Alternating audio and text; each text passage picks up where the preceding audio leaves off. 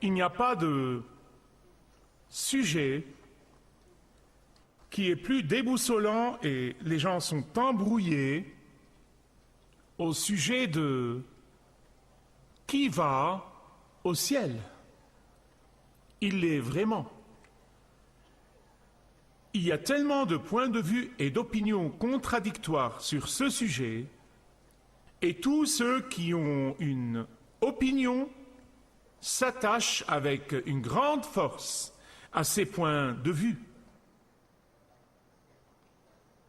Hollywood a son point de vue et elle est communiquée avec force dans tous les films que vous voyez. Et il est tout simplement ceci. Quiconque meurt, il va au ciel. Quiconque, quand il meurt, devient un ange. Et bien sûr, ils ont un mégaphone, l'industrie du cinéma, et ils poussent ce point de vue sur les gens en général. Les athées et les agnostiques tiennent avec force à leurs opinions.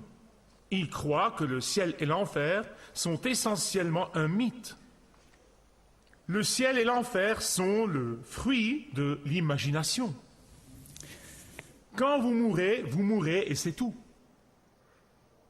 Eux aussi mettent l'accent sur leur point de vue très fortement. Mais la grande majorité des gens, l'Américain moyen, la personne moyenne dans la rue, quand on leur pose la question « Quand vous mourrez, allez-vous au ciel ?» Ils répondent avec des choses comme ça, de plusieurs façons. Eh bien, je l'espère bien. Ou, certes, mes bonnes actions l'emporteront sur toutes mes mauvaises actions, et cela doit me mener au ciel. Je ne suis pas parfait, mais j'ai vécu une bonne vie. Ou bien sûr, je suis ce que vous n'appelleriez pas une personne religieuse, mais je vis d'après la règle d'or. Pour citer Bill Clinton, j'ai un bon cœur.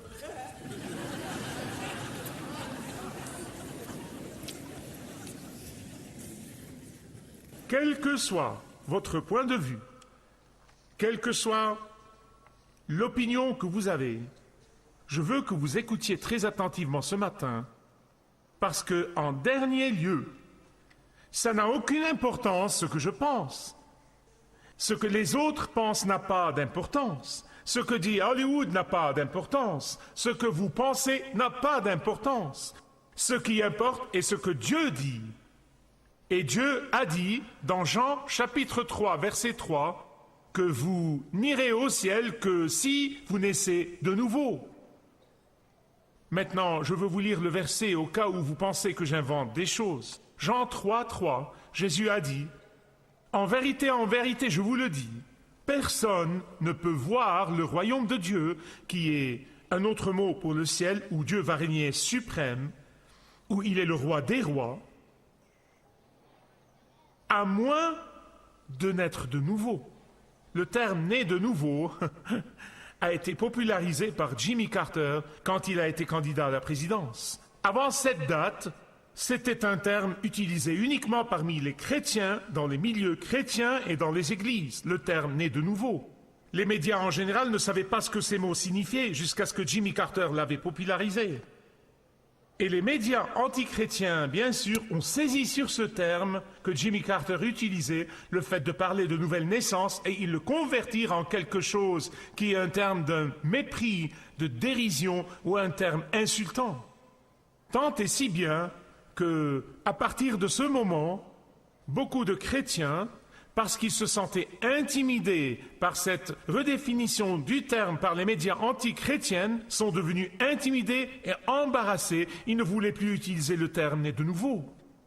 Si Jésus a dit que seulement ceux qui sont nés de nouveau verront le ciel, entreront au ciel, iront au ciel, alors chaque être humain qui ait jamais vécu a besoin de savoir ce que ce terme signifie.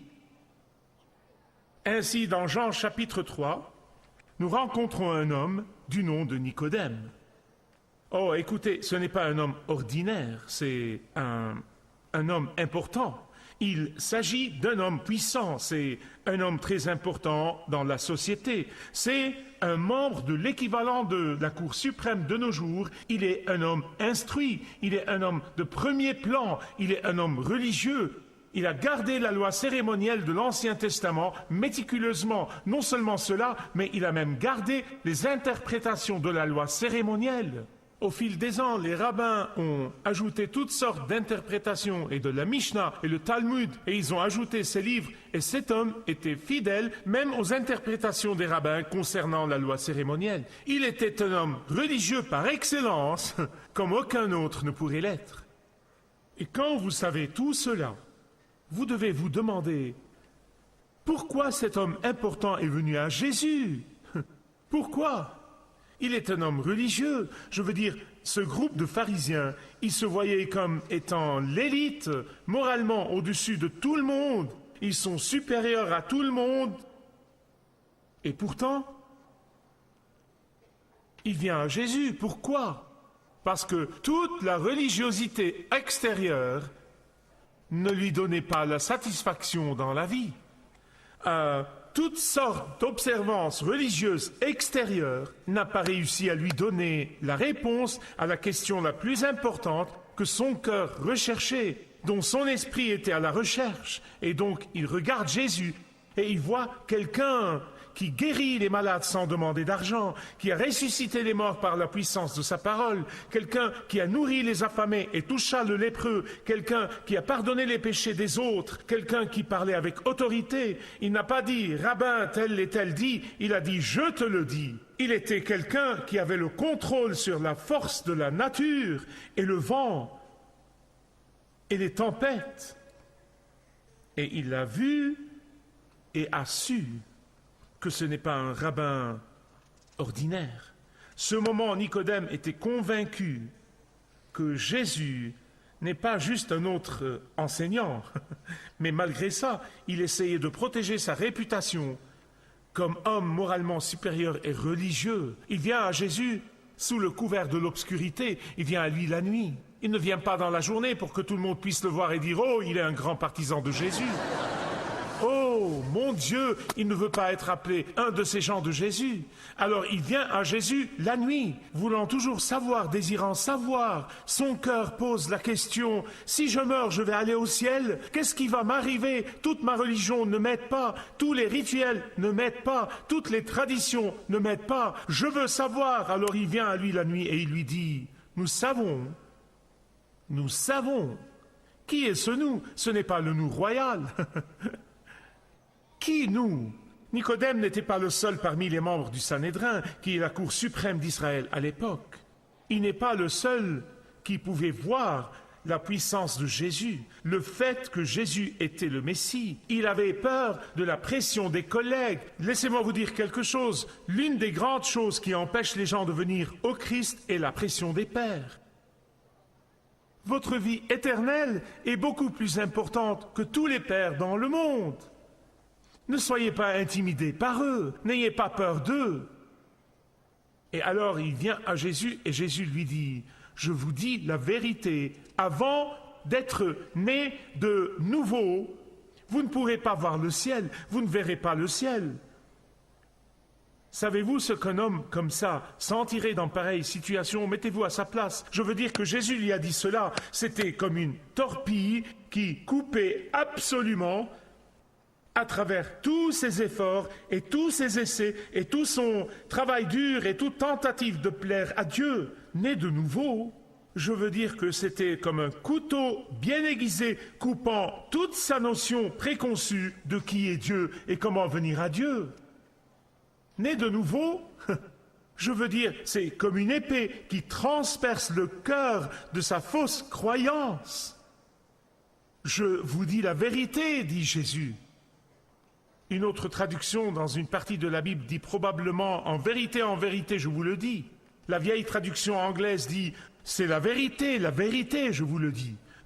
Tout cela signifie une chose, que Jésus utilise un langage emphatique pour souligner l'importance de ce qu'il dit. C'est toute la vérité et rien que la vérité. S'il vous plaît, ne laissez pas ça entrer par une oreille et sortir de l'autre. Les mots « de nouveau » peuvent signifier une seconde fois ou radical, une nouvelle chose qui doit vous arriver ou d'en haut ou quelque chose qui doit venir de Dieu. Que dit-il? Il dit que pour aller au ciel, Dieu doit faire quelque chose pour vous. C'est ce que cela signifie. Ce n'est pas ce que vous faites pour Dieu, c'est ce que Dieu fait en vous. Vous voyez, ce n'est pas ce que vous faites, c'est ce qu'il fait en vous. C'est ce qu'il fait en moi, c'est ce qu'il a fait dans la vie de tant de personnes.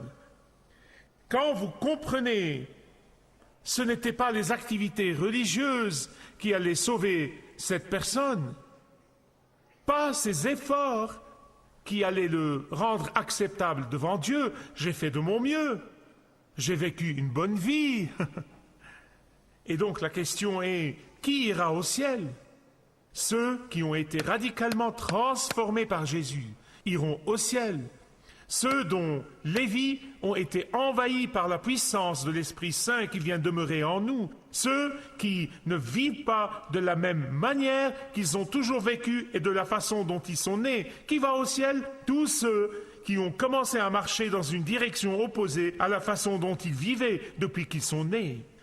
Vous pouvez être assis ici aujourd'hui en portant ce masque et vous essayez peut-être de tendre une sourde oreille à ce que je dis, mais vous savez qu'au fond, vous avez un vide. Mais seul Jésus peut combler ce vide. Seulement quand vous venez à lui, en confessant, comblera-t-il ce vide. Vous vous sentez agité dans votre vie et vous n'êtes pas sûr. Vous avez une faim profonde que les activités religieuses et les bonnes choses que vous avez essayé de faire, les actes de bienfaisance n'ont pas pu vous satisfaire. Et c'est pourquoi Jésus dit à Nicodème que la réponse à tout cela est que vous devez être né de nouveau. Nicodème est devenu perplexe. Comment un vieil homme pourrait vraiment, comment quelqu'un pourrait-il, même un enfant de 5 ans, je veux dire, ça n'a pas d'importance qu'il soit vieux ou jeune, comment peut-on aller dans le sein de sa maman et naître de nouveau?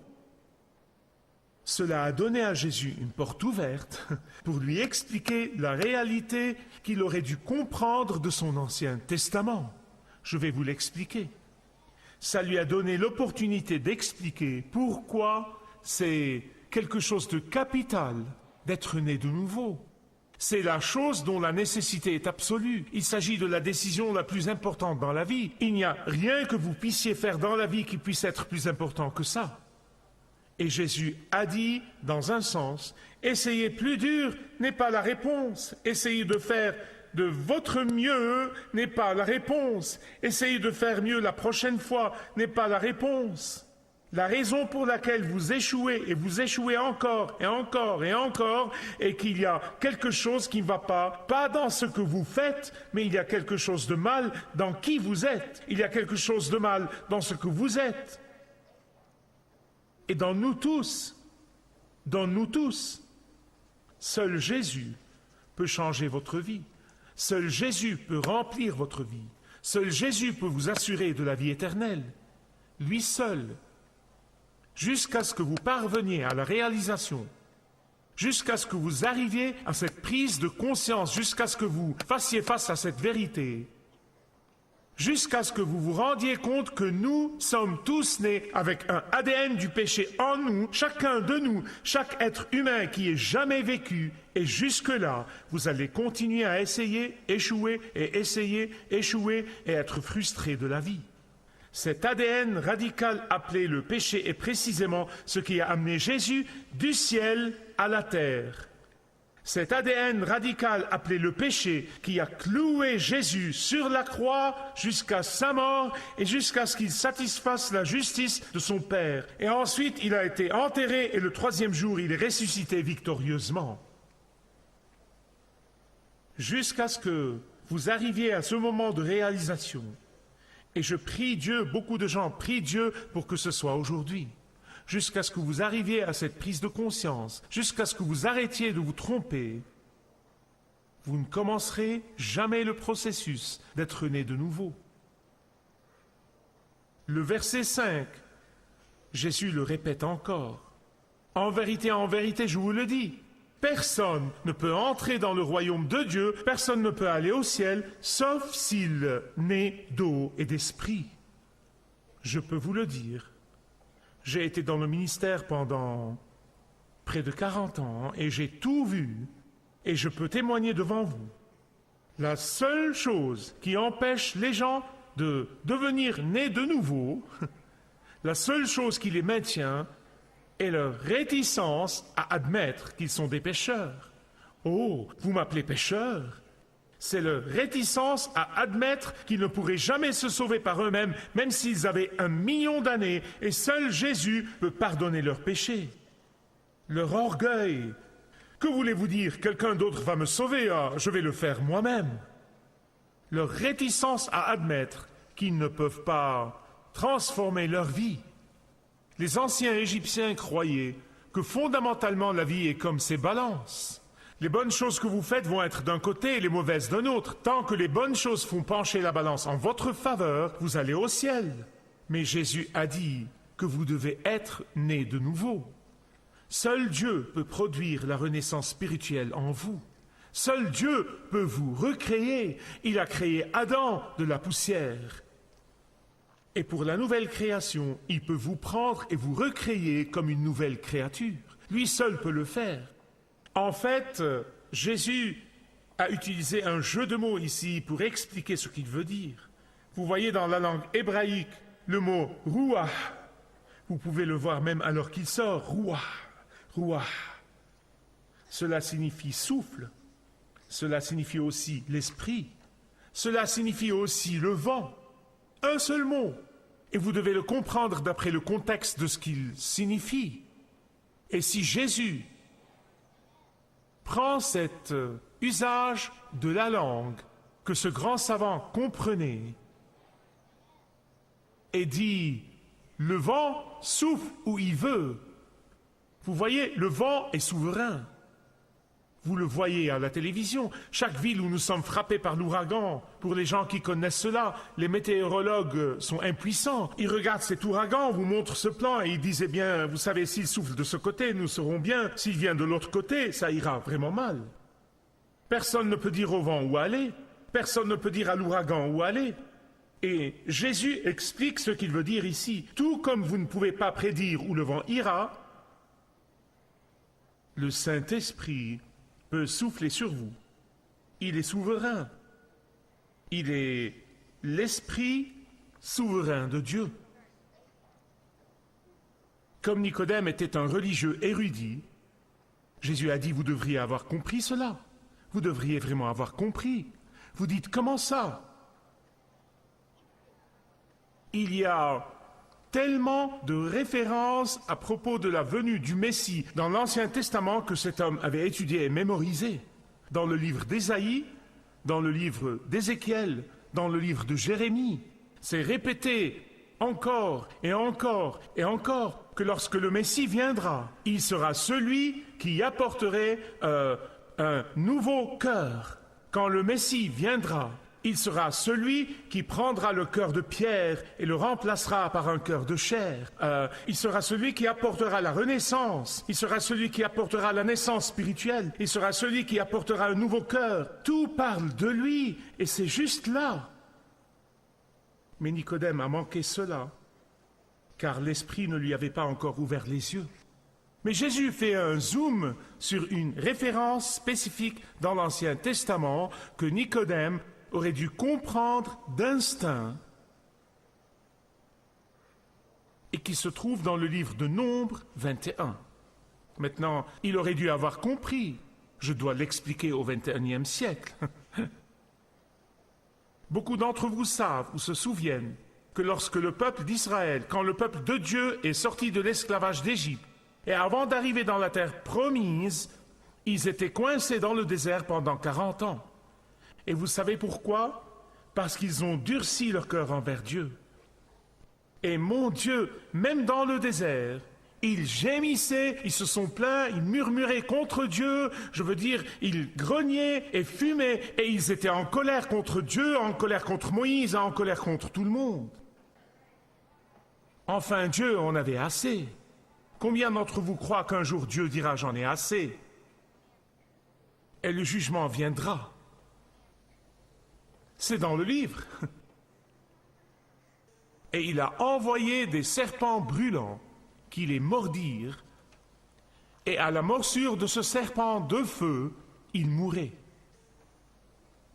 Maintenant, il n'y avait pas de vaccin contre les morsures, pas d'antidote, pas de médicaments. Seul Dieu pouvait les délivrer de cette morsure mortelle, tout comme Dieu seul peut nous délivrer du péché. C'est comme Dieu seul peut nous emmener au ciel. Seul Dieu peut nous délivrer de l'ADN du péché avec lequel nous sommes nés. Rappelez-vous l'ADN dont je vous ai parlé? Seul Dieu peut le faire. Alors Dieu dit à Moïse, il dit « Moïse, voici ce que tu dois faire. » Il a dit « Fais un serpent d'airain. » Et je vais vous expliquer parce que c'est très important. Il a dit « Lève un serpent de bronze et maintiens-le en hauteur pour que tous ceux qui fixent leurs yeux en obéissant sur le serpent d'airain soient guéris et vivent et ne meurent pas. » Eh bien, Moïse a fait exactement ce que Dieu lui avait dit. Y avait-il de la puissance dans ce serpent d'airain? Non. Vous savez où la puissance était? La puissance prenait place dans la vie de la personne qui, en obéissance, levait les yeux vers ce serpent de bronze. C'est le pouvoir de l'autorité du Dieu même qu'ils ont insulté, qu'ils ont dénigré, contre qui ils se sont plaints, qu'ils ont dénoncé et refusé. Et c'est l'autorité même et la puissance de ce même Dieu. C'est la puissance de Dieu même qui a pu les guérir de ce qui leur a causé la mort. Je sais, certains d'entre vous entendent probablement cette histoire pour la première fois et vous vous dites, mais est-ce que cela ne vous semble pas idiot? Qu'est-ce que c'est que cette histoire? Un serpent de bronze, une personne le regarde et peut vivre au lieu de mourir. C'est comme aujourd'hui, beaucoup de gens pensent que ce n'est que folie de dire que quelqu'un qui est mort sur une croix il y a 2000 ans peut être la seule personne qui peut vous assurer du ciel et le seul qui peut vous emmener au ciel. Beaucoup de gens pensent que ce n'est que sottise, je comprends. Pourquoi ce serpent est-il élevé? Pourquoi est-ce un serpent, pas autre chose? Écoutez attentivement, ceci est important. Vous voyez, dans la Bible, le serpent a toujours été associé avec le péché. Vous vous rappelez quand Satan est venu et a tenté Adam et Ève et il a dit « Dieu a-t-il vraiment dit cela ?» Et il a amené le doute dans leur esprit et ils sont tombés dans la désobéissance. Le diable a utilisé un serpent, il a parlé à travers un serpent. Et quand Jésus a été élevé sur la croix, il a porté tous les péchés de tous ceux qui voulaient venir et croire en lui. Il est devenu péché pour nous, et la seule personne qui peut devenir péché pour nous, c'est une personne sans péché. Et parce qu'il est sans péché et parfait et saint dans tout aspect, quand nous regardons cette croix, nous recevons la guérison éternelle. Écoutez-moi bien, s'il vous plaît. Sans doute, à l'époque, il y avait des gens qui n'ont pas regardé ce serpent de bronze. Qu'est-ce que c'est que cette bêtise? Vous regardez là-haut et vous êtes guéris. Je ne vais pas le faire. Et ils sont morts. Certains l'ont ridiculisé probablement, et ils sont morts. Oh, mais tous ceux qui ont regardé dans l'obéissance ont été guéris. De la même manière, Jésus dit à cet homme Nicodème, il a dit, quand vous regardez vers le Fils de Dieu, qui a été élevé sur cette croix, quand vous le regardez comme votre substitut, quand vous le regardez en vous repentant devant lui, quand vous le regardez dans la foi en lui, quand vous le regardez pour le pardon de tous vos péchés, quand vous le regardez pour le salut, quand vous le regardez dans l'obéissance, vous serez assurés du ciel. Qui ira au ciel? Selon Jésus, tous ceux qui viennent à lui et voient que sur la croix, son sang a été versé pour vous. Ce sont les seuls qui iront au ciel. Ça n'a rien à voir avec combien vous êtes bon. Programme. Marcher avec le guide est un programme et un ministère de Kingdom 7 que je vous présente chaque jour, en anglais, en arabe et en français, dans l'espoir que Dieu l'utilise pour vous toucher et toucher vos besoins. Et je prie que Dieu ait déjà guidé beaucoup d'entre vous dans une relation plus forte et plus profonde avec lui à travers Malakut Sat. Que Dieu vous bénisse.